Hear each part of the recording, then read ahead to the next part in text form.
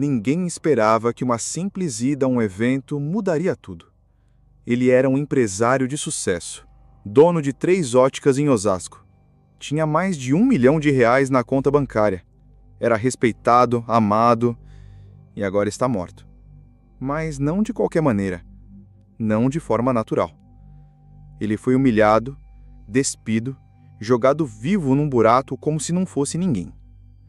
O nome dele era Adalberto Amarílio Júnior, e o que está surgindo nos laudos da perícia é tão perturbador quanto inacreditável. Um novo laudo do Instituto Médico Legal revelou que Adalberto teve relação sexual antes de morrer. Mas isso não é tudo. Ele foi assassinado por asfixia. E o mais chocante, jogado no buraco ainda com vida. Monóxido de carbono abaixo de 10% no sangue. Isso significa que ele ainda respirava quando foi largado lá. Sozinho, sem socorro, sem chance. Mas por quê? Por que alguém tiraria as calças de um homem antes de matá-lo? A primeira suspeita que muitos levantaram foi a de um abuso sexual. Mas os laudos foram claros. Não houve violência sexual. Então, por que ele foi deixado sem calças, sem sapatos? De acordo com fontes ligadas à investigação, a calça pode ter sido retirada para confundir a perícia, para dar a entender que foi um crime de cunho sexual. Mas também existe uma segunda hipótese, e ela é ainda mais cruel: humilhação. Sim, Adalberto teria sido rendido e despido para ser envergonhado, para se sentir submisso. Como se dissessem: você não é nada. Agora você nos pertence. É uma cena que ultrapassa o limite da maldade. É covardia em seu estado mais puro. A história ganha contornos ainda mais obscuros com outra descoberta chocante. Sangue de uma mulher desconhecida foi encontrado no carro de Adalberto. 3 amostras foram analisadas. Uma é dele, a outra de uma mulher ainda não identificada. Quem é essa mulher? Qual sua relação com o crime? O sangue é recente ou de outro momento? A viúva de Adalberto, Fernanda Dândalo, nega qualquer envolvimento, mas sofre com as acusações. Ela declarou: eu não sou a culpada. Eu só quero entender por que alguém vai para um evento num lugar internacional que recebe a Fórmula 1 e não volta para casa. A voz dela treme. A dor é visível. Ele estava tão feliz. Ele amava a corrida, velocidade, carros. Aquele dia ele estava radiante. Eu não sei como viver sem ele. Ela também contesta a narrativa de que Adalberto teria se jogado no buraco ou tirado as roupas voluntariamente. Isso não tem sentido. Ele jamais faria isso. Ele foi colocado ali. E os fatos parecem dar razão a ela. A perícia não encontrou vestígios de drogas ou álcool no corpo de Adalberto. O laudo toxicológico deu negativo para todas as substâncias. Isso contradiz o relato de um amigo, Rafael, que afirmou que ambos tinham bebido naquele dia.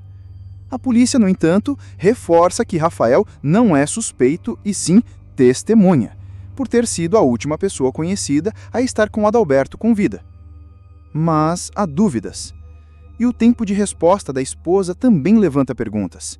Por que ela só enviou mensagem ao Rafael 4 horas após o sumiço do marido? Ele tinha saído para um evento. Eles tinham um jantar marcado. O celular de Adalberto parou de dar sinal às 21h12 e a esposa só se manifesta perto da 1 da manhã. Alguns dizem que esse intervalo é plausível, outros acham difícil acreditar. Mas a verdade continua se escondendo em detalhes, e um deles pode ser o local onde tudo aconteceu. Adalberto parou o carro numa área fechada do Autódromo de Interlagos, onde acontecia um festival de motos. Ele conhecia bem o lugar, evitou o estacionamento oficial, talvez por economia ou hábito. Pode ter sido abordado por alguém ali, um segurança, um conhecido, um desafeto. O fato é que o corpo foi encontrado dentro de um buraco em uma obra, sem marcas de luta, com escoriações no pescoço, sinais clássicos de asfixia. Tudo indica que ele foi rendido, humilhado e morto. Mas por quê? E por quem? Essas perguntas continuam ecoando como gritos de desespero dentro de uma cratera escura no coração de Interlagos. Aos poucos, peças desse quebra-cabeça sombrio começam a se encaixar, mas outras tantas continuam fora de lugar. Os laudos são claros, não havia álcool, não havia drogas, mas havia DNA. 3 pontos do corpo de Adalberto foram analisados. O resultado foi positivo para PSA, uma substância que indica a presença de sêmen. Isso não quer dizer necessariamente que houve um ato sexual completo, mas indica com força que houve contato íntimo recente. Os peritos ainda tentam extrair DNA da amostra para saber se esse material é dele ou de outra pessoa. Se for de outra pessoa, o caso pode tomar um novo rumo. A dúvida agora é: quem foi a última pessoa a estar com Adalberto naquela noite? A polícia considera a hipótese de que um empresário marcou um encontro secreto após o evento, algo que ninguém sabia, talvez como alguém que mantinha contato em sigilo. O carro dele estacionado num lugar estranho, o tempo até o desaparecimento, o DNA de uma mulher, o sangue no carro. Tudo isso aponta para algo planejado e não para um crime aleatório. E há mais. O sangue da mulher no carro está sendo comparado com o da viúva, Fernanda. Se não for dela, quem mais poderia ser? Uma amante? Uma armadilha? Um encontro combinado que acabou em tragédia? Os peritos ainda não cravam se o sangue feminino tem relação direta com o crime, já que não havia sangue no corpo de Adalberto. Isso pode indicar que o ferimento da mulher, se ela estava ferida, ocorreu em outro momento. Mas, mesmo assim, o fato de estar no carro, junto com o sangue da vítima, acende um alerta gigante. A delegada Ivalda, que está à frente da investigação, afirma que o caso está 70% resolvido. Fontes ligadas ao DHPP garantem: quando ela diz que vai pegar, ela pega. E é isso que está deixando muita gente nervosa. Até aqui ninguém foi preso, mas os indícios se acumulam e a cada nova informação, mais detalhes da crueldade da cena ficam evidentes. As marcas do pescoço mostram que Adalberto foi asfixiado, e não foi com violência física extrema. Tudo indica que foi algo silencioso, frio, calculado. Uma ação feita por alguém que sabia o que estava fazendo. Sem luta, sem barulho, sem deixar rastros fáceis. Foi rendido? Desmaiou? Envenenado? Nenhum vestígio de droga foi encontrado. Então, o mais provável é que ele tenha sido pego de surpresa. Um golpe, uma pressão, um sufocamento rápido. Depois, despido. Calças e sapatos retirados. Jogaram seu corpo num buraco.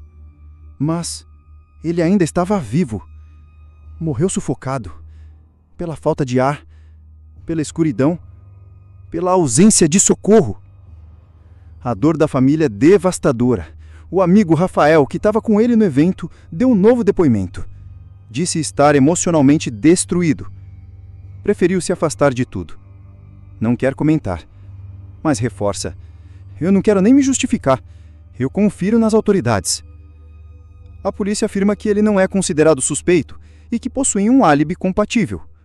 Mas parte do público não se convence. A demora para a esposa mandar mensagem, a falta de resposta imediata, os detalhes do estacionamento, as roupas fora de lugar, o buraco. Nada disso combina com um crime comum. E talvez não seja. Há quem diga que Adalberto foi vítima de uma emboscada, que incomodou alguém, que sabia de algo, que confiou demais. Há quem aposte que foi crime passional, vingança, ciúmes, uma cobrança.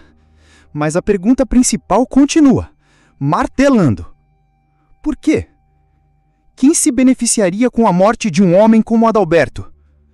Ele não era um criminoso. Tinha uma vida estável.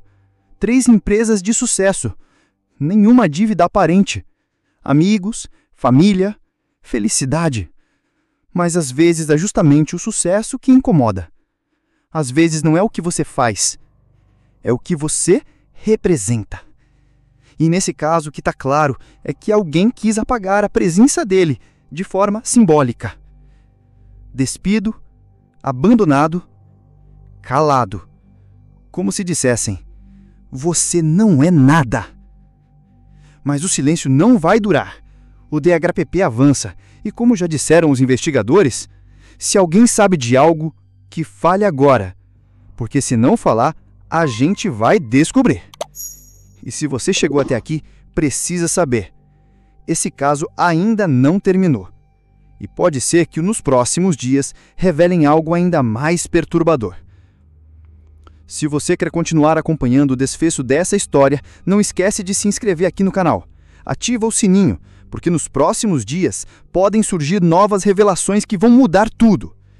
Eu deixei aqui na descrição o link que vocês vão gostar. O caso do adolescente de 14 anos que também chocou o país. Assiste agora!